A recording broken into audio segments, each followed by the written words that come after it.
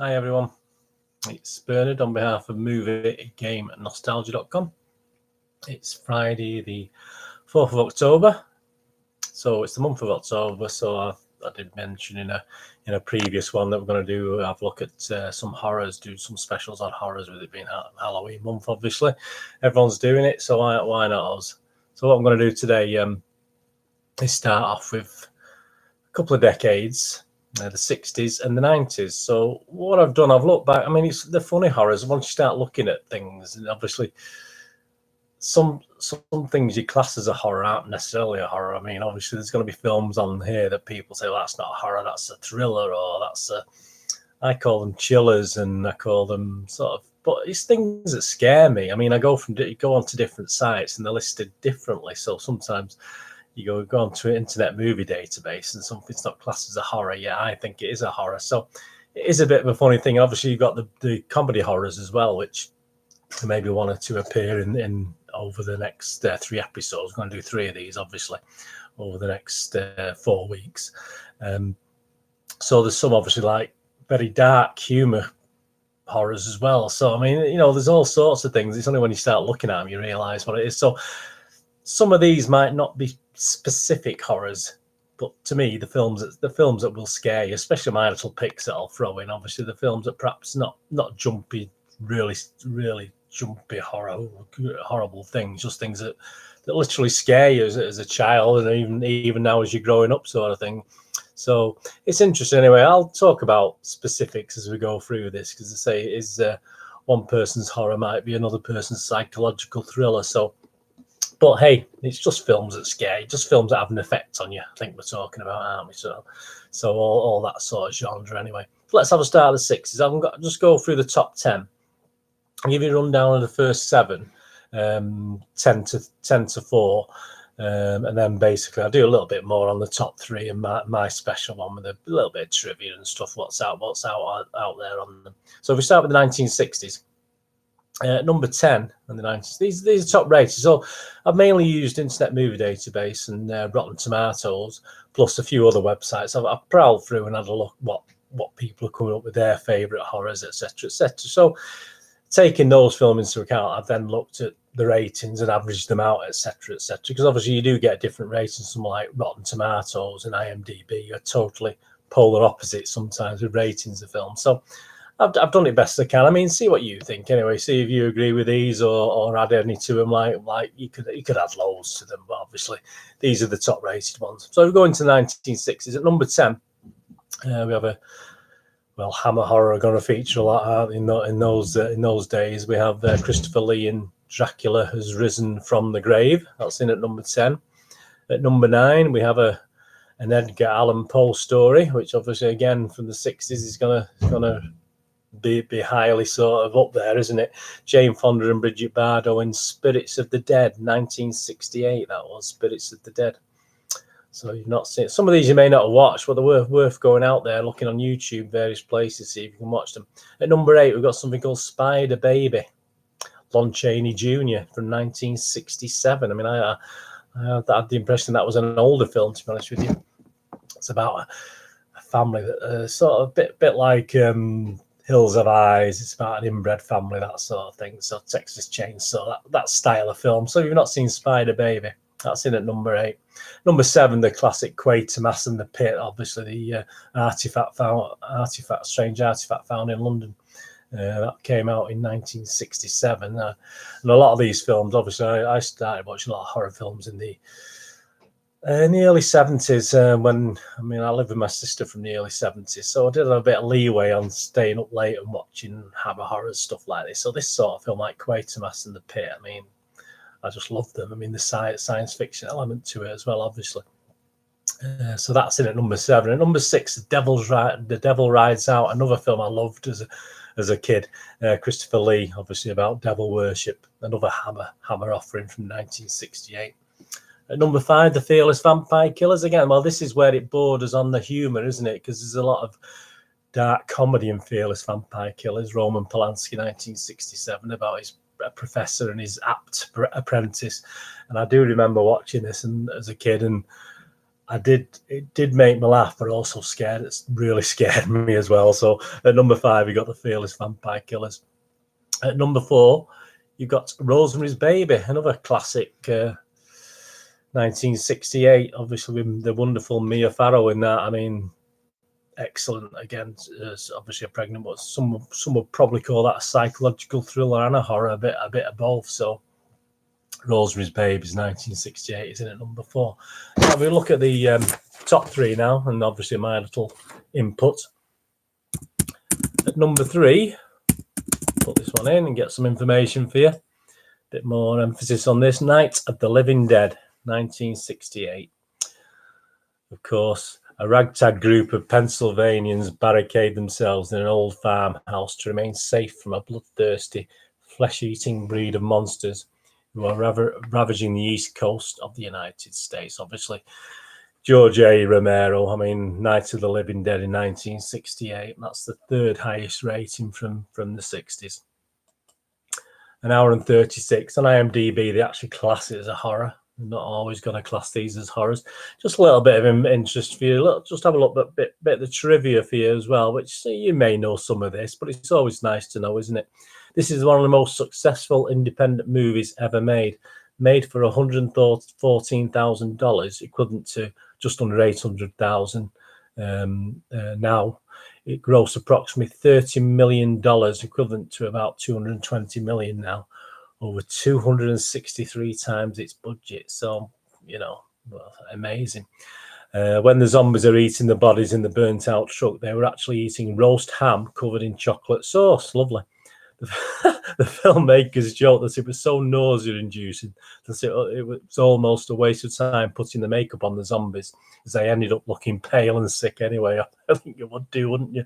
Although that you probably get that in a high-class restaurant now, wouldn't you? Roast ham covered in chocolate sauce. It wouldn't, you wouldn't bat an eyelid now, would you? In the restaurants now. When the writers decided to base the film on zombies, they brainstormed about what would be the most shocking thing for the zombies to do to people, and decided on cannibalism. Well, I don't think we're going to disagree here, really. Bosco chocolate syrup was used to simulate the blood in the film. So Bosco chocolate, I have no idea. It must be an American-based thing. Just the last one here, a bit about George A. Romero. He saw very little profit from the film, and thanks to his lack of knowledge regarding distribution deals, the distributors walked away with practically all of the profits. So perhaps he learned on that, eh? Perhaps he learned after that. But yeah, I mean, at number 3, you've got to have Night of the Living Dead. Right. Well, the next one, and this is where it sort of borders on psychological thriller more than horror, but obviously on IMDb it is classed as a drama horror thriller. And at number 2 for the 60s top rated horrors, we have Whatever Happened to Baby Jane from 1962, over 2 hours, of course, starring the wonderful Bette Davis, Joan Crawford, who had weren't the best of friends, but there might be a bit on that in the trivia anyway. A former child star torments her paraplegic sister in a decaying Hollywood mansion. I mean, I think I watched this again quite recently. I mean, what a film. A great film, Whatever Happened to Baby Jane, 1962. It holds up well now. Just a bit of trivia. Bette Davis had a Coca-Cola machine installed on set. This was to deliberately provoke Joan Crawford, who was married to the chairman of Pepsi. So that just sort of shows you the relationship between the two. According to Bette Davis in her book, This and That, the film was originally going to be shot in colour. Davis opposed this, saying that it would just make a sad story look very pretty. Well, I don't even think that would have probably happened. The wig Bette Davis wears throughout the film had, unbeknownst to both leads, been worn by Joan Crawford in an earlier MGM movie. Because it had been regroomed, Crawford didn't recognise it. So that was, I think if the ladies had known that would have caused even more chaos. In the scenes where Jane imitates Blanche's voice, the voice heard is actually Joan Crawford's voice and not Bette Davis, as Davis could not master Crawford's voice properly. Well, she's supposed to be an actor, isn't she? This film was a smash hit upon its initial release, recouping its original budget in only 11 days and eventually grossing $9 million. adjusting for now, this will be equivalent to about $74 million. So there you go. And the last thing on this, in her book, This and That, Bette Davis said she had a lot of control over how her makeup should be done for the film. She imagined the older Jane as someone who would never wash her face, just put on another layer of makeup. When her daughter, Barbara Merrill, first saw her in full Jane makeup, she said, "Oh, mother, this time you've gone too far." So there's a great many stories. I mean, it's not just the film. I mean, there's a great many stories, obviously, surrounding that film. I mean, if you've not watched the film, please watch it. It's absolutely brilliant. And obviously, the stories of Joan Crawford and Bette Davis are legendary. And there was a recent film out, I think I watched that I really enjoyed. It sort of concentrated on the two ladies, but obviously was about for that film, obviously, and how the two ladies got on. I can't remember the film now. I'll try and put it in the comments later if I find out what it is, but that was a great film. But no, that was at number 2. So what we got at number 1? Well, we've got obviously another one that some would call perhaps a psychological thriller, but obviously it's classed as a horror as well on IMDb. Horror mystery thriller, and it's the great, fantastic Psycho. Can only be that, can't it? 1960. So it's 1960. So it just about made the 60 releases from the fantastic Alfred Hitchcock. I mean, as a kid and as a grown up, this still impresses me now, and it wouldn't impress anyone. So that's the number 1 of the 60s. A Phoenix secretary embezzles $40,000 from her employer's client, goes on the run and checks into a remote motel run by a young man under the domination of his mother. Absolutely superb. Obviously, obviously this one's been remade and obviously done quite well, but you can never beat the original, can you? Bit of trivia on it. Director Sir Alfred Hitchcock was so pleased with the score written by Bernard Herrmann that he doubled the composer's salary to $34,000. Hitchcock later said 33% of the effect of Psycho was due to the music. Well, I mean, Alfred Hitchcock didn't just rely on the story, did he? It was other things, the way he set the things out, the music, etc. On set, Sir Alfred Hitchcock would always refer to Anthony Perkins as Master Bates. Well, there you go. I don't know the significance of that. I mean, this day and age, it would be quite frowned upon, I suppose. When the cast and crew began work on the first day, they had to raise their right hands and promise not to divulge one word of the story. Sir Alfred Hitchcock also withheld the ending part of the script from his cast until he needed to shoot it. Well, that's something that would normally done now with big things, wouldn't it? Where they wouldn't get to know. And just finally, Walt Disney, the famous Walt Disney, refused to allow Sir Alfred Hitchcock to film at Disneyland in the early 60s because Hitchcock had made that disgusting movie Psycho. Well, Walt Disney, well, there you go. He obviously wasn't always a good judge, was he, Mr. Walt Disney? So obviously he didn't like that, did he? So anyway, that's the rundown of the 60s horrors. Number 10, Dracula has risen from the grave. Number 9, Spirits of the Dead. Number 8, Spider Baby. 7, Quatermass and the Pit. 6, The Devil Rides Out. 5, The Fearless Vampire Killers. 4, Rosemary's Babies. At number 3, Night of the Living Dead. At number 2, Whatever Happened to Baby Jane. And at number 1, Psycho. And my little addition to this, I don't know if IMDb called this horror, to be honest with you, because this is another one that scared me, but it wasn't sort of gruesome horror that you imagine gruesome horror to be. It's the 1963 film called The Raven. It was on the thumbnail, obviously. It's called a comedy fantasy horror. So there's an element of humor in this. So this is what I'm saying. It does get a bit confusing with horrors. But this is, I only include this because as a kid, I loved this film. I think it was a great film. A magician who's been turned into a raven turns to a former sorcerer to help Vincent Price, Peter Lorre, Boris Karloff. I mean, absolutely super. If you've not seen The Raven, I mean, I think there's a modern version film called The Raven, but it's nothing to do with this. It's totally different. And even Jack Nicholson stars in this. So, get back and watch The Raven. This is one of the films I loved as a kid watching on TV. It came out in 1963. Just a bit of trivia. Jack Nicholson also gave high praise to everyone he worked with on this set, except one, the Raven. He said the Raven poops on everyone, but especially liked to poop on him. He later said, I would look down when the Raven flew off my shoulder. It would be covered in poop. I hated that bird. So there you go. But that's the Raven. That's the one I've added to the to the top there anyway. It rated high. It did get good ratings anyway. I mean, what was the ratings on IMDb? It was quite highly rated, 6.7 out of 10, which that's ridiculous. Should be 9.7 out of 10 in my opinion. But hey, that's why I put it in, because it's just one of my favourites at the time. And get out and watch that if you've not seen it. Right, on to the 90s. Let's go 30 odd years later. Number 10 of the 90s, Scream. There you go. The original Scream, 1996, Neve Campbell, Courtney Cox. I don't need to say more than that, do you? Great film. Number 9, Sleepy Hollow, the 99. So obviously that's gone to 1999. Johnny Depp, Christina Ricci, rated as one of the highest in the 90s at number 9. At number 8, not the remake, fortunately, which is absolute dross, but Jacob's Ladder, made in 1990 with Tom Robbins, about the Vietnam veteran who comes back and obviously struggles to cope with real life, back in Civvy Street, back in real life. Number 7, Bram Stoker's Dracula, 1992, a superb film, Francis Ford Coppola, Gary Oldman, Anthony Hopkins, Winona Ryder. Great film at number 7. Number 6, Army of Darkness. Not my favourite, to be honest with you, but 1992, Bruce Campbell, obviously back in time. But I enjoyed it, but it's not a film I did watch time and time again, like many of these I did. You know, I watched many of these many times. But anyway, at number 6, Army of Darkness. At number 5, Brain Dead. No, that's again another one, but 1992, where a rat, sort of an infested rat, causes chaos. And what a great film. I mean, it's sick. It's quite low budget, wasn't it, at the time, I think, but Brain Dead was a superb film. I really enjoyed that.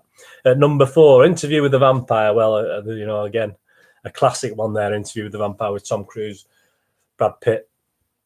And, well, long, wasn't it? It was long as well. I like a good horror that keeps your attention, that lasts a long time. So that was at number 4. And into the top 3. Well, no, top 3, third rated, 1990, so just about made it in, was the wonderful drama thriller it's classed as on IMDb. So there you go. It's not classed as a horror as such, but Misery, of course, a great, fantastic Misery with James Caan and Kathy Bates.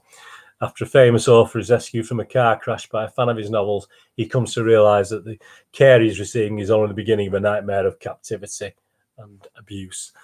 So let's have a look, a little bit of trivia on Misery. I mean, again, a film I watched. I'd go back and watch that again now. What a great film.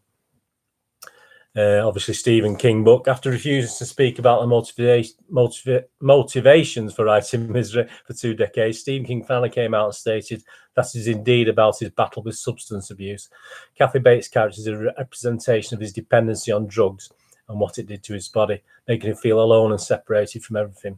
While hobbling any attempts he had made at escape, in his statement, he said he did not come out with it at the time because he was not ready, because he was afraid it would detract from the story. Well, I'm quite honest with Stephen King there. One of Stephen King's first typewriters had a malfunctioning N key, just like the one used by Paul in this movie. Jack Nicholson was offered the role of Paul Sheldon, but passed because he was not sure he wanted to do another movie based on one of Stephen King's novels. After that, he had experience with Stanley Kubrick on The Shining. Annie Wilkes is Stephen King's favourite written character because she was always surprising to write, with unexpected depth and sympathy. Yeah, I mean, absolutely a great film. That's Stephen King's Misery. In at number 90. In at number 3, made in 1990. And at number 2, we have the amazing, wonderful. I had my video shot when this came out, and I was invited to a preview of this as a pre-screening, if you like. What a fantastic film. It got me then, and obviously it caused uproar in many places because people were telling people the end, which was absolutely horrible thing to do. And of course, it's The Sixth Sense, drama, mystery, thriller, again, not classed as a horror on IMDb. Well, what a fantastic film. A boy who communicates with spirits seeking the help of a disheartened child psychologist. Bruce Willis, the amazing Haley Joel Osment, of course. So that rated number 2, came out in 99. But yeah, a great film. And as I say, such an easy film to ruin for people. And it's such a film that you can watch time and time again. Just a bit of trivia on that. Toni Collette said she was so moved by the emotional resonance of the story while filming, she did not even realise it was a horror film until after its release. But there you go. IMDb don't class it as a horror. There you go. Reportedly, Haley Joel Osment got the role of Cole Sear for one of three reasons. First, he was the best for it. Second, he was the only boy at the auditions who wore a tie. Third, director M. Night Shyamalan was surprised when he asked Haley Joel Osment if he read his part. Osment replied, "I read it 3 times last night." Shyamalan was impressed, saying, "Wow, you read your part 3 times?" To which Osment replied, "No, I read the script 3 times." It's that little creep. According to the director, Shyamalan, Donnie Wahlberg lost 43 pounds for the role of Vincent Gray. The movie's line, "I See Dead People," was voted as the number 100 of the 100 greatest movie lines by Premiere Magazine in 2007. Only number 100. I mean, I'll have to go back once to see what the other 99 are. If that's only got 100, the "I See Dead People." Well, there you go. Just shows you, doesn't it? Right, and number 1 in the 90s. Again, not classed as a horror. So it's funny, isn't it, how the modern ones in the IMDb are not classing these as horrors yet. We probably do fall on the lines, and it's the wonderful Anthony Hopkins again, a brilliant 1991 film, The Silence of the Lambs. Crime drama thriller. It's classed as on IMDb. A young FBI cadet must receive the help of an incarcerated and manipulative cannibal killer to help catch another serial killer, a madman who skins his victims.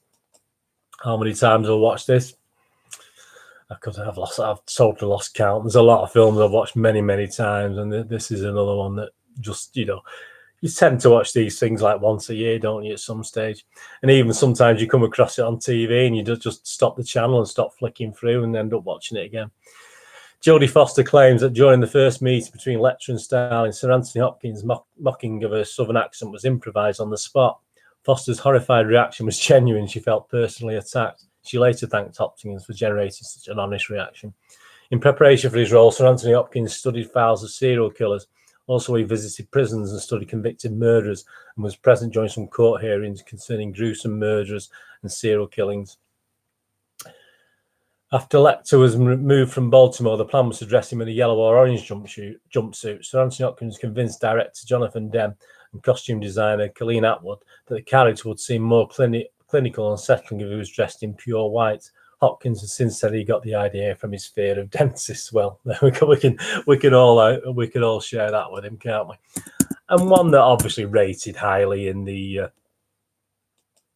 90s, but I'm putting this in there. I mean, it did rate highly, but it didn't quite make the top 10 for some reason.